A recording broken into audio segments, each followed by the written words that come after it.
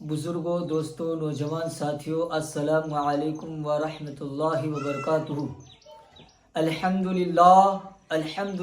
رب العالمین والصلاة والسلام علی رسولہ الکریم وعلی آلہ واصحابہ واہل بیتہ اجمعین، اما بعد فاعوذ باللہ من الشیطان الرجیم، بسم اللہ الرحمن الرحیم۔ الا ان اولیاء اللہ لا خوف علیہم ولا هم یحزنون۔ صدق اللہ و مولانا العظیم، وبلغنا رسولہ النبی الامین المتین الکریم، ونحن علی ذلک لمن الشاہدین والشاکرین والذاکرین، والحمد للہ رب العالمین۔ عزیزان ملت اسلامیہ، عرس مخدومی آپ تمام عاشقوں کو مبارک ہو۔ اللہ رب العزت قرآن مجید کے اندر ارشاد فرماتا ہے، الا ان اولیاء اللہ لا خوف علیہم ولا هم یحزنون۔ بے شک اللہ کے ولیوں کو نہ تو کسی چیز کا خوف ہوتا ہے اور نہ تو کسی چیز کا غم۔ اولیاء کرام میں ایک شخصیت وہ بھی گزری جن کا نام سید محمد مخدوم اشرف جہانگیر سمنانی رحمۃ اللہ تعالی علیہ۔ آپ کا میں مختصر سا تعارف اگر کراؤں تو یہ وہ شخصیت ہے کہ جنہوں نے 15 سال کی عمر میں حکومت کو سنبھالا، حکومت کے تخت نشین ہوئے، اور آپ جب 15 سال کی عمر میں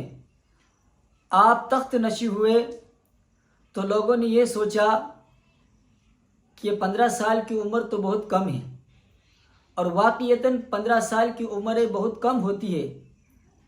حکومت کو چلانے کے لیے تجربے چاہیے، حکومت کو چلانے کے لیے سیاست دانوں کو پہچاننا ضروری ہو جاتا ہے، مگر آپ 15 سال کی عمر میں تخت پر جلوہ افروز ہوئے، اور سب سے پہلی جو جنگ میں آپ شرکت فرمائی تو وہ وقت وہ گزرا کہ جب آپ جنگ میں گئے اور جا رہے تھے، راستے میں تھے، تو وزیروں نے کہا کہ حضرت ہم آپ سے پہلے رہیں گے، آپ کی عمر بہت کم ہے، آپ سامنے والے لوگوں کو نہیں پہچانتے، یہ بڑے ہی سیاست داں ہیں، یہ بڑے ہی پولیٹکس لوگ ہیں، اور آپ ابھی نئے آئے ہیں اور آپ کی عمر بھی کم ہے، ہم آپ سے پہلے آگے جائیں گے اور ان سے جنگیں کریں گے اور آپ تک ان کو نہیں پہنچنے دیں گے۔ مگر آپ مخدوم اشرف جہانگیر سمنانی رحمۃ اللہ تعالی علیہ وہ شخصیت ہے کہ آپ جواب فرماتے ہیں کہ میں اس علی کی اولاد ہوں کہ جو جس میدان میں اتر جائے تو ساری تلواریں جھک جاتی ہیں، میں اس فاطمہ کا بیٹا ہوں، میں اس فاطمہ کی اولاد ہوں کہ جو دعا کے لیے ہاتھ اٹھا دے تو اللہ ان کی دعا کو قبول فرما لے۔ میں نبی کریم صلی اللہ علیہ وسلم کی اولاد ہوں کہ وہ نبی کریم صلی اللہ علیہ وسلم کہ جن کے چہرے کو دیکھ کر بے ایمان کلمہ پڑھ لیں۔ آپ اس میدان میں اترے اور جیسے اترے آپ نے فتح حاصل کر لی، 15 سال کی عمر میں آپ نے فتح حاصل کر لی۔ مگر میں المختصر میں یہ عرض کرنا چاہوں گا، جب آپ کی عمر اب 23 سال کی ہوئی، 23 سال کی، تو اس وقت کا معمول یہ تھا کہ 23 سال کی عمر میں اب آپ کو آپ کا رب پکار کر کہتا ہے، اے مخدوم اشرف جہانگیر سمنانی، اب تم اللہ کو راضی کرنا چاہتے ہو، اب تم نانا کریم صلی اللہ علیہ وسلم کی شریعت کو پامال نہیں ہونا دینا چاہتے، شریعت کی حفاظت کرنا چاہتے ہو، شریعت کی ڈور اپنے ہاتھ میں رکھنا چاہتے ہو، اور آخرت میں تمہیں حکومت چاہیے، آخرت کے لیے تمہیں حکومت اور اقتدار تمہیں چاہیے، تو تمہیں اس دنیا کی حکومت کو ترک کرنا پڑے گا، تمہیں اس دنیا کی حکومت کو چھوڑنا پڑے گا۔ 23 سال کی عمر میں حضرت سید مخدوم اشرف جہانگیر سمنانی رحمۃ اللہ تعالی علیہ آپ اپنی والدہ کے دربار میں حاضر ہوئے اور والدہ سے عرض کیا، اے امی جان، میں تخت شاہی کو چھوڑنا چاہتا ہوں، میں حکومت کو چھوڑنا چاہتا ہوں اور دین کے لیے اپنی زندگی کو وقف کرنا چاہتا ہوں۔ آپ کی والدہ نے فرمایا بیٹا میں تمہیں اور کسی چیز کی اجازت تو نہیں دیتی، مگر ہاں تم نے نانا کی شریعت کی بات کی ہے، تم نے شریعت کی پاسداری کی بات کی ہے، تو نے نبی کریم صلی اللہ علیہ وسلم کی سنت طیبہ کو زندہ کرنے کی بات کی ہے، تو بیٹا میں تمہیں روکوں گی نہیں۔ جاؤ تم بہار کی سرزمین پر جاؤ، وہاں تمہارے ایک اللہ کے مقبول ولی جن کا نام علاء الحق پنڈوی رحمۃ اللہ تعالی علیہ، وہ تمہارا انتظار کر رہے ہیں۔ عزیزان ملت اسلامیہ، حضرت سلطان سید مخدوم اشرف جہانگیر سمنانی رحمۃ اللہ تعالی علیہ آپ وہاں سے ماں کی اجازت لے کر نکل رہے تو ماں نے کہا بیٹا میری تم سے ایک وصیت ہے۔ آپ نے پوچھا میری والدہ کون سی وصیت ہے؟ تو آپ کی والدہ نے فرمایا کہ بیٹا میں چاہتی ہوں کہ جب تم جاؤ تو تم اپنے ساتھ لشکر کو ساتھ میں لے کر جاؤ، سپاہیوں کو ساتھ میں لے کر جاؤ، بڑے شاہانہ لباس کے ساتھ جاؤ، بڑے شاہانہ انداز میں جاؤ۔ تو آپ نے اپنی والدہ سے پوچھا اس کی کیا وجہ ہے میری والدہ؟ تو آپ کی والدہ نے فرمایا کہ بیٹا اس لیے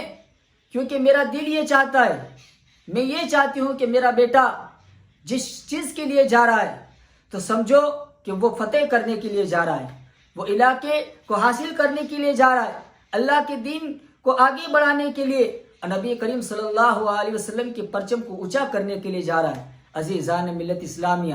تو حضرت سلطان مخدوم اشرف جہانگیر سمنانی رحمۃ اللہ تعالی علیہ اپنے ساتھ کچھ سپاہیوں کو لیتے ہیں اور لے کر آپ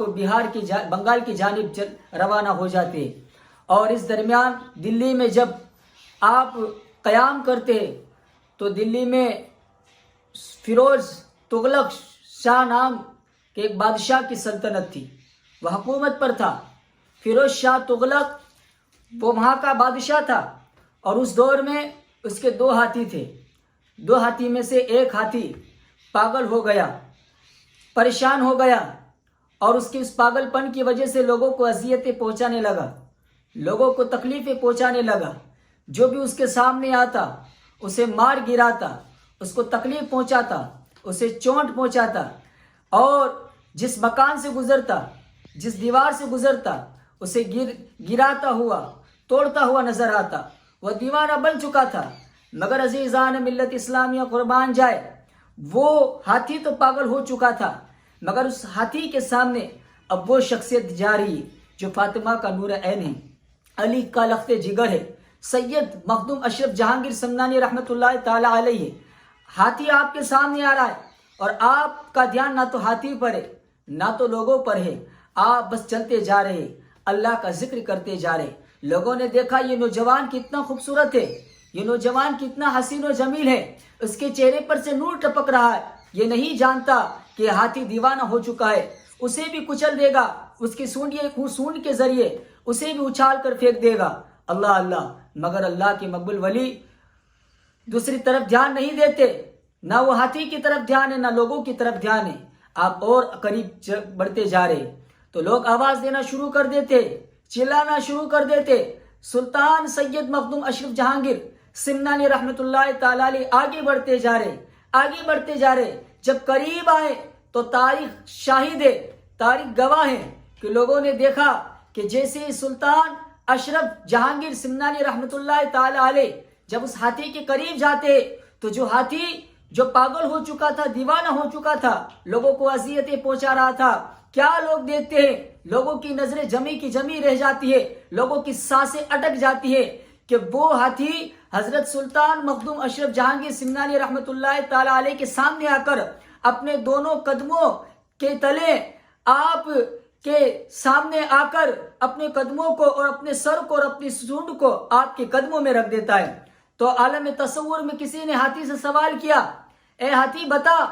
تو نے ہر کسی کو تکلیف پہنچائی مگر اس شخصیت کے سامنے تو نے اپنے گھٹنے کیوں ٹیک دیے؟ تو وہ ہاتھی کو اللہ قوت گویائی عطا فرماتا ہے اور وہ ہاتھی کہتا ہے کہ اے لوگو،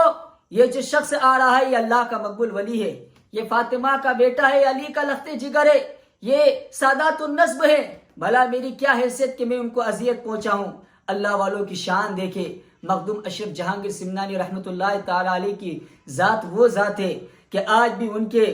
در سے لاکھوں بلکہ کروڑوں ان کے در سے فیض حاصل کرتے ہیں. اور آج اگر دیکھا جائے بہت جگہ پر شیطانی ماحول ہوتے ہیں، کسی کو جنات نے جکڑ لیا ہے، کوئی کسی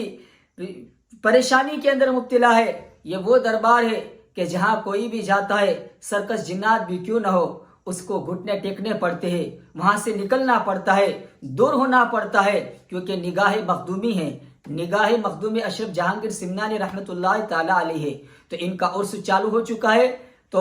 معدبانہ تمام حضرات سے گزارش ہے کہ آپ لوگ سرکار کے عرس کے موقع پر اپنے گھروں میں محفل خوانی، فاتحہ خوانی سجائے اور دعا کرے کہ سرکار کا سایہ ہم پر